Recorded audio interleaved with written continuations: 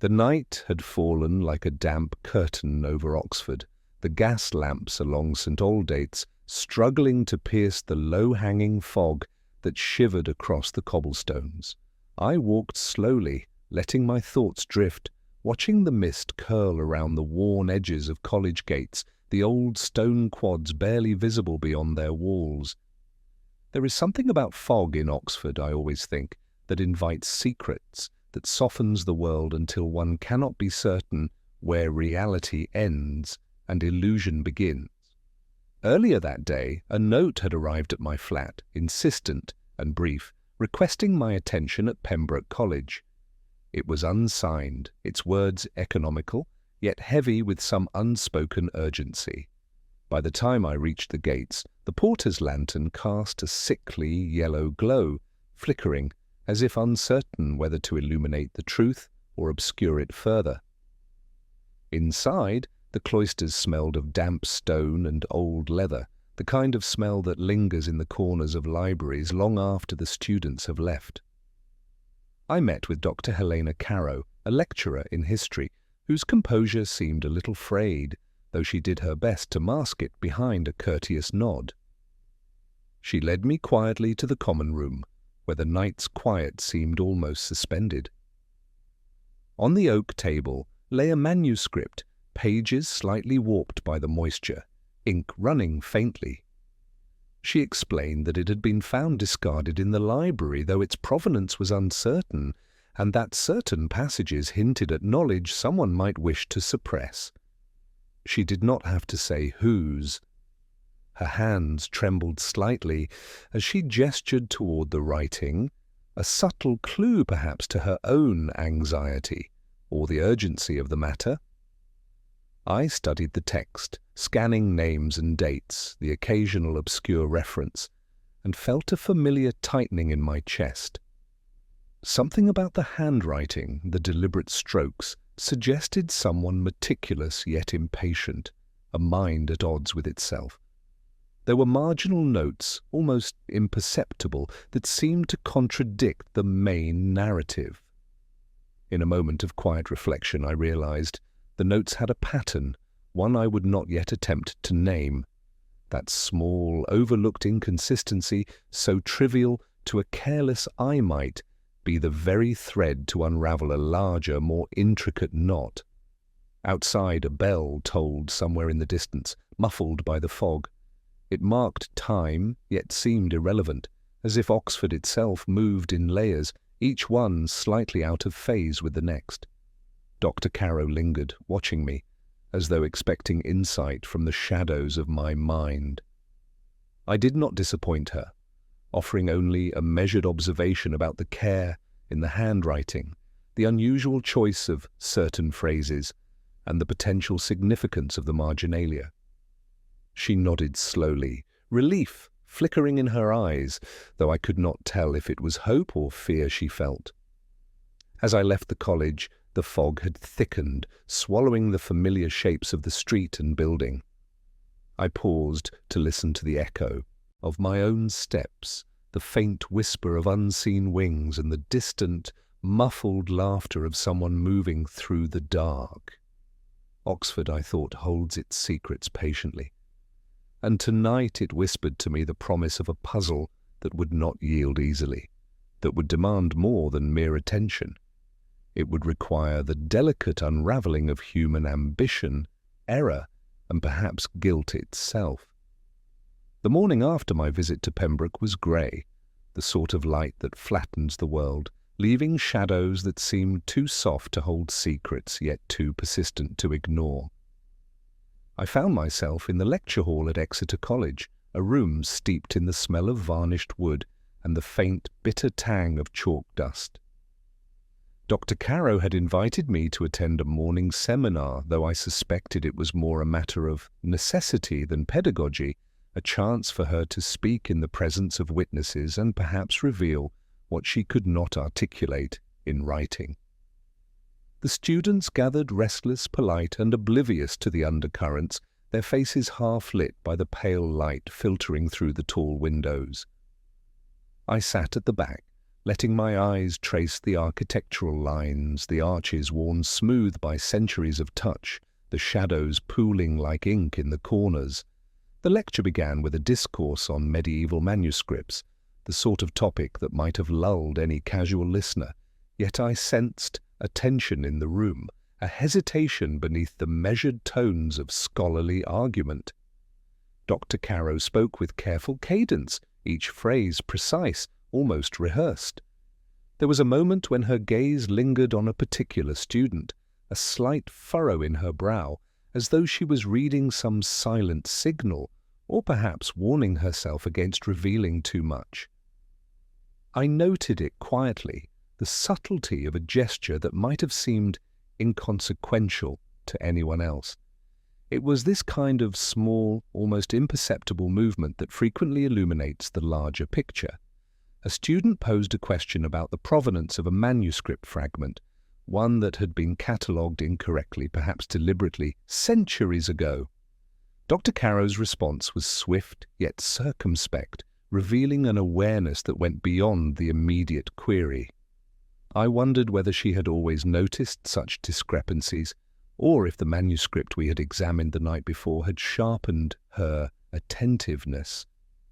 I made a mental note of the phrasing she used, the slight hesitation before one particular word, which struck me as oddly precise, almost defensive. The subtle inflection carried a weight of knowledge unspoken, a quiet insistence that I must follow. As the lecture drew to a close, she invited questions, and I approached with a measured calm.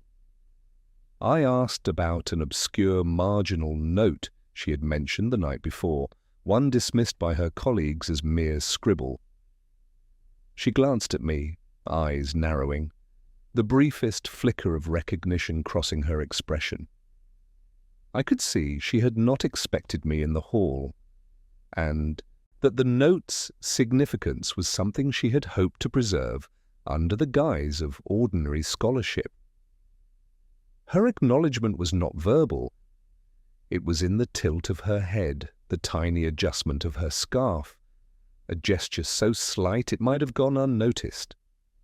Afterward, walking down the stone corridor, I replayed the moments in my mind, tracing the pathways of intention, the layering of concealment and revelation. There is always a rhythm to human deceit, a cadence that repeats even when people believe they have hidden it. And in these quiet observances in the shadows of a lecture hall, filled with polite murmurs and the faint creak of floorboards, I felt the puzzle beginning to whisper, its pieces nudging one another into place, yet never yielding the full image. Outside, the fog from the night lingered like a ghost, softening the edges of stone and sky, and I knew that the game had only just begun. The manuscript, the note, the subtle gestures, all were threads I would need to follow, tracing the delicate line between what was visible and what was deliberately concealed. The library at Magdalen was nearly empty when I arrived, the heavy scent of aging parchment hanging like a shroud over the rows of tall shelves. The morning sun filtered weakly through the stained glass, painting the floor in muted reds and blues that seemed almost to pulse with a rhythm of their own. I moved carefully along the aisles, the soles of my shoes whispering against the worn stone, aware that the faintest sound might betray a presence or reveal one unseen. It was here, among the spines and dust, that the obsession first became tangible. Dr. Carrow was already at a long table near the window, her fingers tracing the edges of a manuscript with a kind of reverent intensity that suggested both fascination and unease. She looked up as I approached, a flicker of surprise crossing her features before she masked it with the practiced composure of a scholar.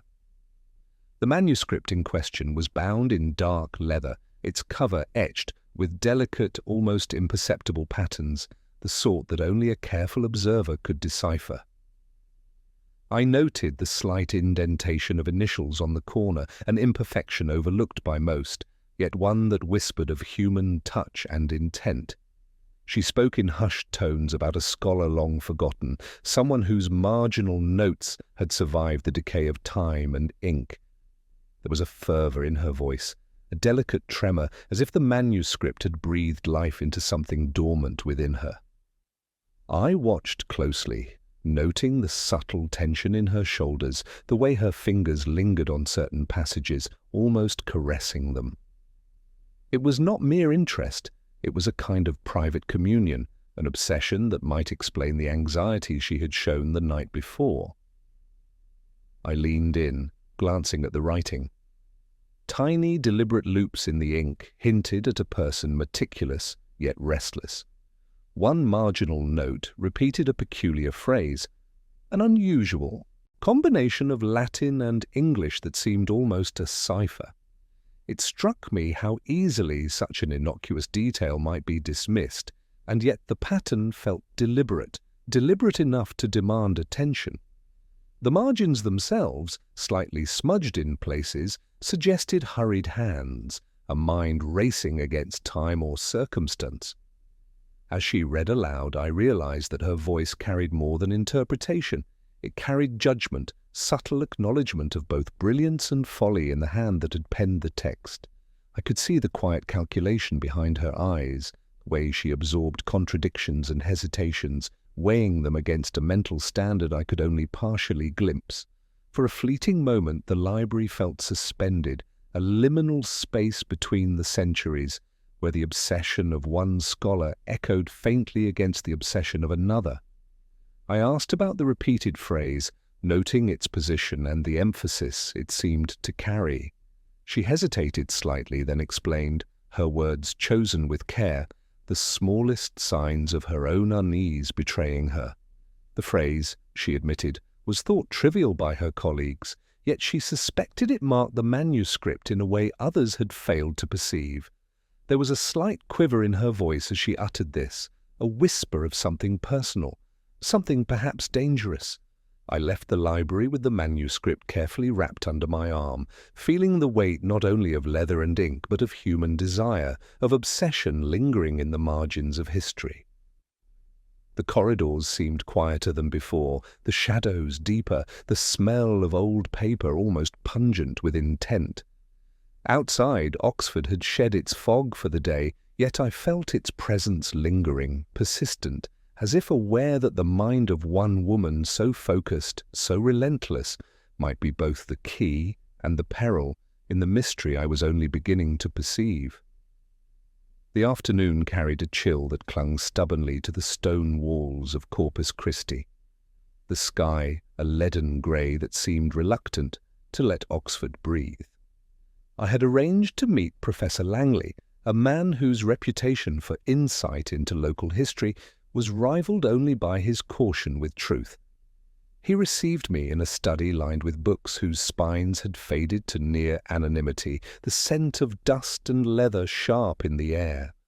A fire struggled in the hearth, more for appearance than warmth, and the professor's eyes followed me with a careful, appraising light.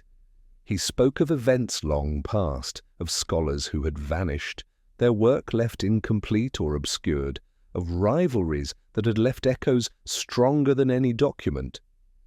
As he spoke, I noticed a slight tremor in his hands when he gestured toward an old map pinned to the wall. The map itself was ordinary, yet in the corner, a pin mark slightly darker than the rest suggested repeated attention, almost as if the hand that placed it had returned often, in memory or in obsession. Such small discrepancies are the kind that linger when others glance only at the general pattern. I inquired about a manuscript previously owned by one of the vanished scholars, the one whose marginal notes had drawn Dr. Carrow's attention. The professor's voice tightened, subtle, imperceptible, unless one listened with care. He mentioned the work had been lost, possibly destroyed, yet he lingered on a detail, a phrase, a name, which he quickly brushed aside. I caught it, though a fragment, a whisper of something both significant and dangerous, which seemed to hover just out of reach. The mention was fleeting, like a shadow brushing against a wall, but its implications were precise enough to linger in thought. Langley paused, glancing at the window, then returned to recounting the rivalry between two scholars, an acrimonious partnership dissolved by suspicion. I noticed the professor's gaze flick toward an adjoining room, a place where a child's drawing lay half hidden beneath a pile of letters. The drawing, bright and innocent in contrast to the sober study, seemed to mock the solemnity of the room. Yet I sensed it held its own story. Perhaps a visitor or a descendant, perhaps an unnoticed witness. Either way, it was a clue to the rhythm of lives intersecting in shadow. I asked a question about an old ledger, and Langley's lips pressed thin, a small sign of restraint. He spoke carefully, acknowledging details without revealing the full measure of them. I noted the avoidance, the pauses, and the small hand gesture indicating a particular section of the desk, unremarkable to anyone else, yet suggestive of something kept hidden. Such gestures, almost imperceptible, are often louder than words to those attuned to them. By the time I departed, dusk had settled over Oxford, the light falling in slow, melancholy waves, leaving the spires and towers silhouettes against a sky that seemed both vast and intimate. Walking along the deserted streets, I considered the fragments I had collected. The faint tremor of hands, the fleeting phrase, the child's drawing, the careful gestures. Each piece alone might appear inconsequential, yet in combination they suggested a past unquiet, alive with intentions, regrets, and subtle threads of deceit. I felt, as I often do, that the city itself watches silently, holding memories of what was and what could have been. And I understood, in a quiet pulse of certainty, that Oxford's shadows conceal more than academic rivalries. They preserve the restless echoes of ambition, obsession, and the secrets that refuse to die quietly. The rain had returned by the time I reached Brasenose, its steady drizzle forming rivulets along the worn steps, the smell of wet stone mingling with the faint aroma of damp parchment from the library. Inside, the hall was quiet, save for the soft scrape of a chair and the distant murmur of conversation from a seminar long concluded. I had been summoned to review an anthology recently discovered, a compilation of poetry that contained a verse misattributed or perhaps deliberately misquoted, something that caught the attention of Dr. Caro and, by extension, mine. The precision of words, even in literary trivialities, often marks the contours of deeper intent. I found myself in a room lined with high shelves, the polished wood reflecting the weak afternoon light like the surface of a darkened pool. A student, diligent, or perhaps overly cautious, had left several pages spread across a table. I noted immediately the positioning of the sheets. One corner was slightly turned, not by accident, but by repeated handling. The marginalia, penned in a precise yet slightly hurried hand, suggested someone working under pressure, mindful of observation, yet compelled by necessity to annotate. These small details, almost invisible, have a way of echoing more loudly than the content itself. Dr. Caro arrived moments later, her expression a careful mask over something more volatile. She spoke softly about the verse, tracing the lineage of attribution, noting the subtle deviation from the original. Her hands, delicate and precise, hovered above the lines, pausing in a gesture that seemed more reflective than instructive. I observed her keenly, the hesitation at one particular word, a seemingly innocuous conjunction, hinted at recognition of an underlying intention, an unspoken correction that carried more weight than the text alone. I traced the verse line by line, noting the repetition of certain phonetic patterns, the echoes of rhythms slightly distorted, almost imperceptible unless one attended to them fully. The misquote itself was subtle, and yet it betrayed a knowledge of both the original author and the expectations of the intended reader. It is in such deviations that intention is revealed, though often only to those willing to notice. I could feel the line of thought extending beyond the words, reaching into the motivations of someone who had handled these pages before us, someone attuned to the dance between concealment and revelation. As Dr. Caro spoke of the poet's life, her voice softened, yet I detected a flicker of tension in her shoulders, a signal that she was aware of more than she was articulating. I asked about an annotation in the margin, a tiny looped mark repeated twice, almost like a signature in code. Her eyes narrowed briefly, an acknowledgement without confirmation, a gesture betraying both knowledge and caution. Such small clues often hold the kernel of understanding, far more than pages of exposition. The clock chimed softly in the distance, each note a metronome against which I measured the unfolding patterns. The rain outside pattered in rhythm with the chime, a quiet accompaniment to the silent investigation of intent, obsession, and the human compulsion to leave a trace. By the time I departed, the anthology was carefully wrapped, the misquoted verse preserved not merely for its literary curiosity, but for the subtle insight it afforded into the mind of its annotator. Walking through the misted streets afterward, I considered the gestures, the marginalia, the hesitant acknowledgement of the verse. Each element, minor in isolation, formed a lattice of meaning that was gradually revealing itself. Oxford, I thought, keeps its secrets in plain sight, sometimes within the gentle misalignment of a line of poetry, a turn of a phrase, a minor gesture, unnoticed by the casual observer. And it is these small, persistent deviations that often illuminate the grander designs of the human mind. The evening had taken on a velvet hue as I made my way to the Sheldonian Theatre, its familiar spire softened by the last light of day and the occasional mist rolling off the Cherwell. There was a private recital scheduled, an event Dr. Caro had suggested I attend, claiming that the scholar in question might reveal insights more readily when immersed in art than in argument. I had my reservations, but Oxford is a city where the rhythms of intellect and the subtleties of expression are often conveyed in unexpected forms, and music is one of the most persuasive of these. Inside, the theatre smelled faintly of varnish and polished wood, mingling with the subtle sweetness of old velvet. The performance had begun, voices weaving through the arches in tones both delicate and insistent. I took a seat near the back, allowing myself to be absorbed, observing more than listening at first.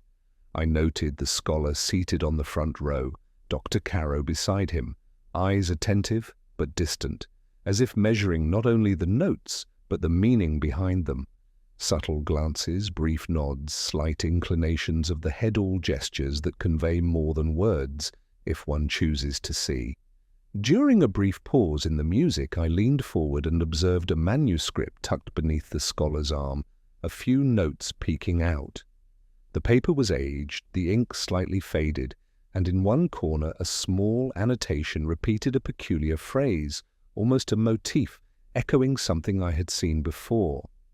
The repetition was deliberate, and I realized that the rhythm of notation, the spacing, even the minor smudges, all suggested careful planning rather than casual observation.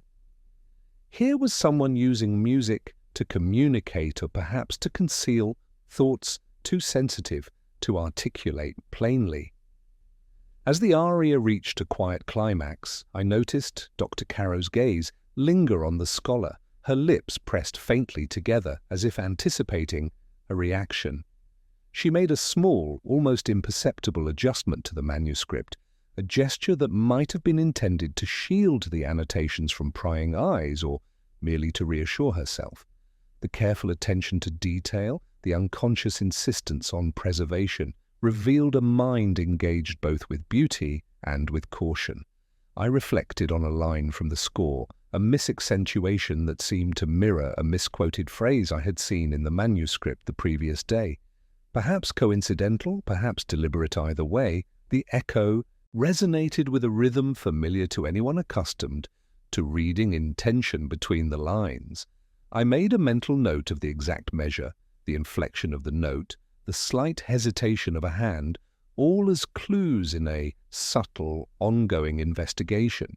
After the performance, as the audience dispersed quietly, I followed the scholar and Dr. Caro into the dimly lit foyer. There, under the muted glow of wall sconces, I saw another gesture, almost unnoticed, the scholar's hand brushing against a specific column, lingering briefly before retreating. A trivial act to anyone else, yet it struck me as an indicator of familiarity, of memory linked to the physical space, an allusion as precise as any written word. Walking back along the empty streets afterward, the notes of the evening still humming faintly in my mind, I realized that the opera had done more than entertain. It had provided a lattice of movement and sound upon which human intent was subtly inscribed. Gesture, glance, annotation, each was a thread, an echo, an allusion, and I knew that to decipher them fully would require both patience and a careful attunement to the interplay of mind and art that Oxford so quietly preserves. The rain had ceased, but the streets of Oxford remained slick and reflective, the lanterns casting elongated shadows that seemed to stretch across both stone and memory. I made my way to Dr. Caro's rooms at Pembroke, a second letter having arrived in the morning post, its contents as concise as they were unsettling. The envelope was unmarked save for a careful flourish at the corner, the kind of minute detail that speaks volumes to those who look for meaning in gesture rather than words. She greeted me with a cautious smile, her fingers curling around the letter, as though it were both fragile and dangerous. The room smelled faintly of ink and parchment, the heat of a small fire doing little to cut the chill that hung between us. She handed the envelope to me, observing quietly as I examined the paper, noting the slight unevenness of the edges, the subtle indentation of the seal, and the faint smudge near the signature. Each anomaly was a small punctuation to the unspoken narrative, a clue in a puzzle she may have barely begun to comprehend herself. The letter was brief, its language measured, and yet the choice of words carried a weight, a rhythm suggesting deliberate emphasis on certain ideas while eliding others. I read it slowly, aloud in the soft hush of the room, noting the peculiar repetition of phrasing, a subtle echo of the manuscript's marginal notes. Dr. Caro's eyes followed me, tracing each word as though it might slip from the page into reality if left unchecked. I sensed her tension, the tight line of her shoulders, the slight quiver in her hands as she shifted a strand of hair behind her era-human tell that bespoke both worry and anticipation. I remarked on the peculiar spacing between lines, the odd, almost musical cadence it suggested, and she acknowledged with a small nod. The letter, she admitted, seemed designed to provoke thought without revealing intent, a kind of intellectual nudge that teased the mind. I considered the indentation left by the writer's hand on the envelope, the barely perceptible pressure of the pen forming letters that hinted at haste or anxiety. This, more than the text itself, was where truth often hides, waiting for someone patient enough to recognize it. I noticed, too, a small fingerprint on the reverse, faint and partial, perhaps accidental, perhaps deliberate. Such marks are not evidence in themselves, but rather suggestions, breadcrumbs left by a mind aware of its audience. I pondered the sender's motives, the precise selection of words, the slight smudge of ink, and the particular placement of the signature. Each element seemed to point toward a consciousness both careful and restless, one that understands the power of perception as much as fact. By the time I returned the letter to Dr. Caro, evening had settled over the city. The fog from the previous days had returned in a thin, silver layer, softening the contours of spire and tower, shrouding Oxford in a quiet, contemplative gloom. I lingered by the window, observing the streets emptying under the gentle drizzle, considering the lattice of human intention revealed in the letter's construction, in the gestures surrounding it, in the very act of its delivery. I left her room with the letter carefully secured, aware that it represented more than communication. It was a device, a deliberate instrument of subtle pressure, designed to provoke thought, reveal patterns, and perhaps unsettle.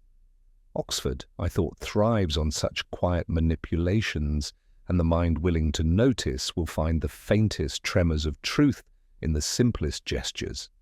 The library at All Souls felt different in the late afternoon, a twilight hush settling over the shelves and reading tables as the day's last light filtered through the tall, leaded windows.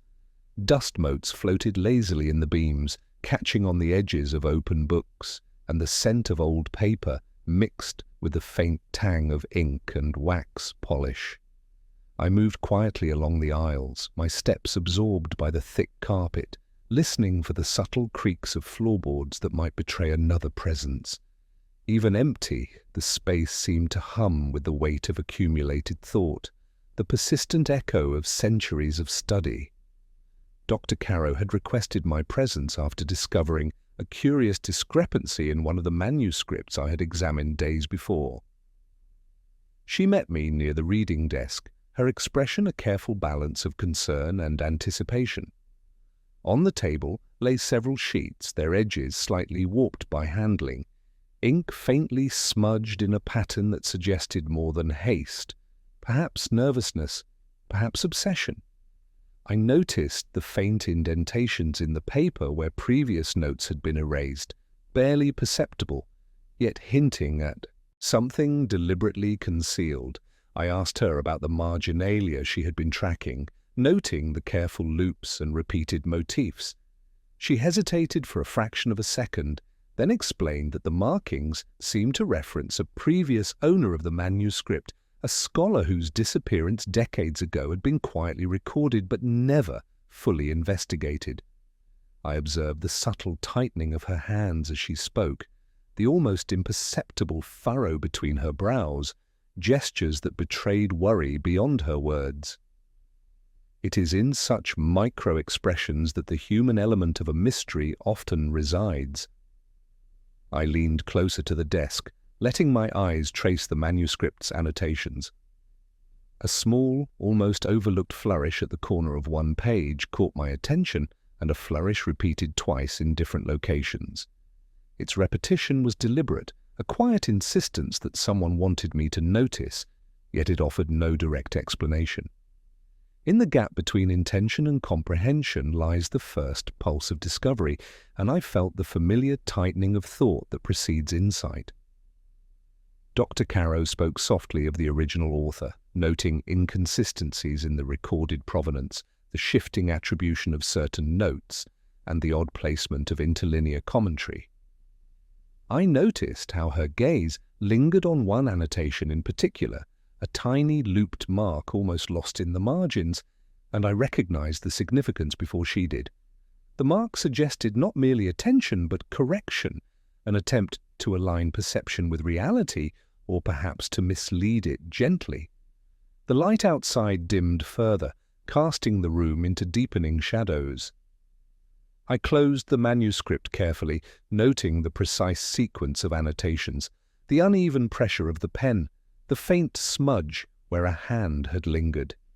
Each subtle detail, almost imperceptible, offered a thread to follow, a pattern to trace through layers of human intention and historical record.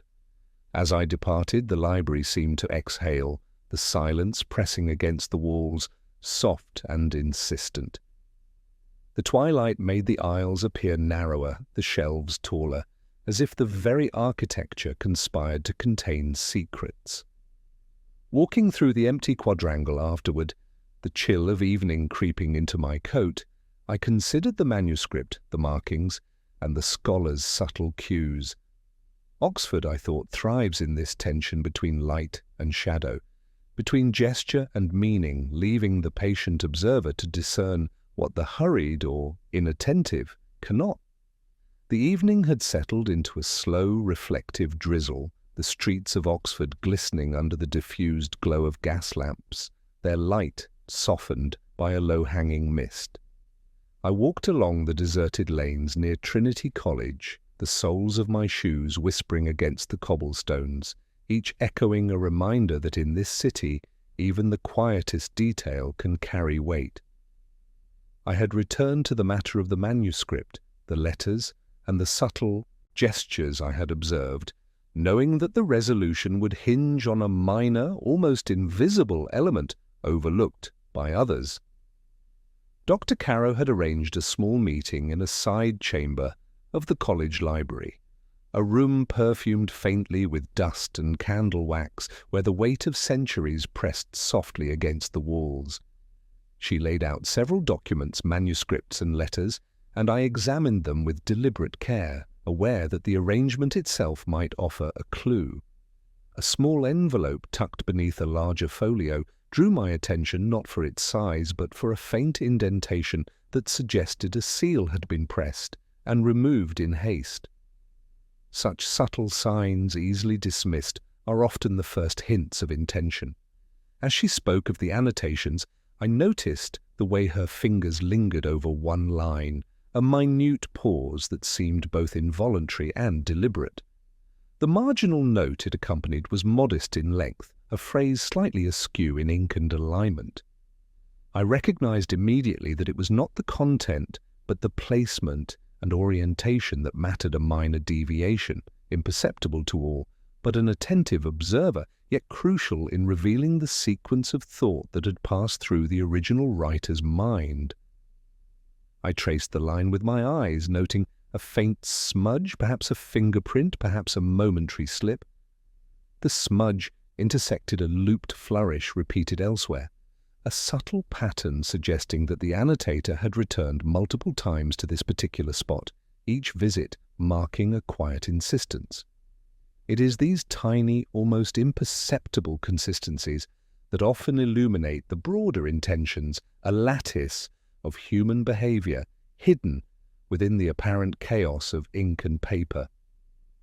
Dr. Carrow hesitated when I questioned the source of a particular annotation, a subtle tightening of her lips that betrayed recognition of something she had not fully articulated.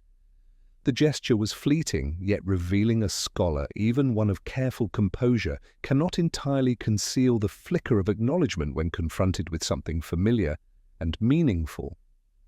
I made a mental note, as I always do, that such gestures, almost accidental, can be as telling as any written confession. Outside, the fog had thickened, the towers and spires of Oxford looming as spectral silhouettes, and the distant echo of footsteps suggested more than mere pedestrians. It suggested the unseen presence of history, of memory, of acts long past, yet never wholly forgotten. I reflected on the minor detail, the small loop of ink, the smudge, the hesitation, and understood that this overlooked element, trivial to an inattentive eye, was the key to a larger, more intricate truth. Leaving the library, I felt the usual blend of melancholy and anticipation that Oxford instills in its patient observers. The city seemed to lean closer, whispering in the wind and along the stone walls, offering subtle encouragement to those willing to see, willing to notice, willing to follow the faint traces of human thought and intention. In the quiet persistence of a minor detail, I sensed the first real promise of illumination, the slender thread on which a complex web of motives might unravel. The rain had fallen intermittently all day, leaving the streets of Oxford polished and reflective, the gas lamps casting pools of muted gold against the wet cobblestones. I arrived at Pembroke in the early evening, the college quiet, almost reverent, as if anticipating the unveiling of secrets that had lingered too long. Dr. Carrow awaited me in her study, the faint aroma of ink and burning wick in the fireplace mingling with the chill that seeped through the leaded windows. The manuscript lay open before her, and a single crimson annotation, fresh and deliberate, caught my eye immediately, a flourish of intent that demanded attention. She spoke quietly, recounting the history of the manuscript, the scholars who had touched it, and the strange rhythm of annotation that had drawn her to it in the first place. I noted the way her fingers lingered over the crimson mark, tracing it as if to reassure herself.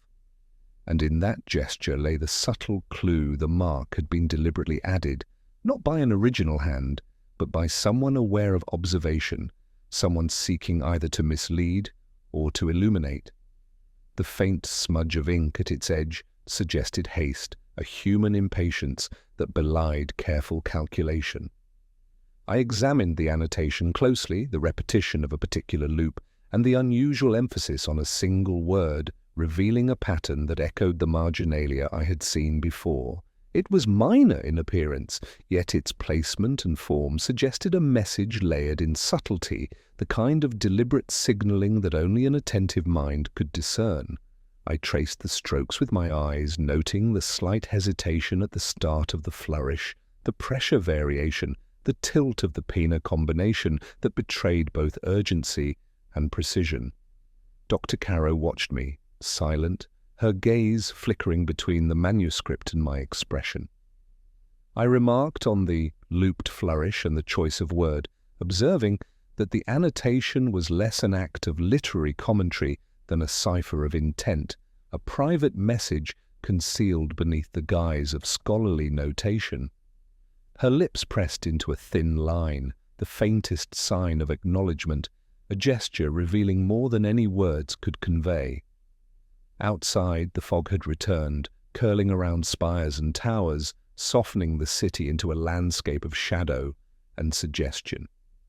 I considered the paths that had led to this moment, the first letter, the misquoted verse, the repeated marginalia, the gestures, the hesitation, the minor details now converging into a coherent signal. The crimson mark was both revelation and provocation, an insistence that the observer recognize what had been carefully hidden in plain sight. I closed the manuscript, careful not to disturb the annotations, aware that the revelation was partial, incomplete, yet precise in its implications. Dr. Caro's quiet nod confirmed that she understood as much, the subtle tension in her shoulders betraying relief and residual apprehension. The minor, almost imperceptible acts, hesitation, gesture, repetition, had accumulated into a thread that illuminated intent without fully resolving motive. Walking back through the misted streets, I reflected on the intricate lattice of human thought, ambition, and concealment. The crimson flourish, the faint smudge, the small, deliberate gestures, all were signals that required patience and perception to interpret. Oxford, I realized once more, does not reveal itself to the careless eye. It whispers in ink and shadow, in hesitation and repetition, and it rewards those who follow the faintest signs, the subtlest details. Tonight one such detail had spoken, its voice quiet but unmistakable, promising that understanding is often found in the smallest of movements, in the colour of a single stroke. The evening light had thinned to a fragile grey by the time I crossed Radcliffe Square. The air was still, the faint scent of rain lingering, and the stones beneath my feet carried a chill that seemed to rise from the earth itself. Oxford, at dusk, often feels suspended, caught between the weight of its memory and the silence of its own reflection. I paused beneath the shadow of the Bodleian, listening to the echo of my own steps fade into the courtyard, aware that the case, like the light, was nearing its quiet conclusion. Dr. Caro awaited me in the same room where it had all begun. The manuscript lay on the desk, its crimson mark dulled now in the fading light. The lamp beside her flickered, the flame catching the gold threads of her scarf, and for a moment she looked less like a scholar than a figure from a half-forgotten painting, someone who had waited too long for an answer that might never bring peace. She gestured for me to sit, but I remained standing, my eyes drawn instead to the window, where the first drops of rain began to trace uncertain lines down the glass. We spoke quietly, our words measured, each aware that much had already been said without need for repetition. She asked if I believed the truth had been uncovered, and I replied that truth, in Oxford, rarely arrives as revelation. It drifts in fragments, pieces of a mosaic never wholly seen at once. Her lips curved faintly in acknowledgement rather than agreement. The manuscript, she said, would remain here, its secrets intact, its annotations preserved for another generation to misread or rediscover. I admired her restraint, though part of me recognized it as a form of weariness. I poured myself a measure of whiskey from the small decanter near the hearth, the amber liquid catching what little light remained. As I drank, I considered the shape of the mystery that had unfolded, not as a single revelation, but as a slow accumulation of gestures, pauses, and patterns. The letters, the misquoted verse, the crimson flourish, all fragments of an intelligence attempting to communicate something beyond words. Perhaps guilt, perhaps love, perhaps nothing more than the desire to be remembered. A small sound drew my attention, a loose page slipping from the manuscript, settling soundlessly onto the floor. I bent to retrieve it, noticing for the first time a faint inscription on the back, a line of poetry half erased by time. Its final words lingered just enough to be legible, and what we leave unspoken will outlast us. I held it between my fingers for a long moment before setting it back beneath the others. The sentence, though simple, carried the quiet gravity of inevitability. Outside, the rain had begun in earnest, soft and unhurried, the kind that seeps into stone rather than washing it clean. I told her that the case, such as it was, had ended not with a confession or an arrest, but with understanding, the kind that arrives too late to alter anything. She nodded once, her gaze distant, her expression unreadable. "Some truths," I said, "do not resolve, they merely settle." As I stepped into the quadrangle, the bells of Magdalen began to toll, their sound diffused by rain and distance. The city glowed faintly beneath the lamplight, every reflection trembling in the wet cobblestones. I thought of the manuscript, the crimson mark, the erased inscription, and of the people whose obsessions had been written into its margins. Oxford, ever patient, would absorb them all in time. The rain continued, steady and soft, and I walked on through the quiet streets, the faint taste of whiskey and ink lingering like memory itself.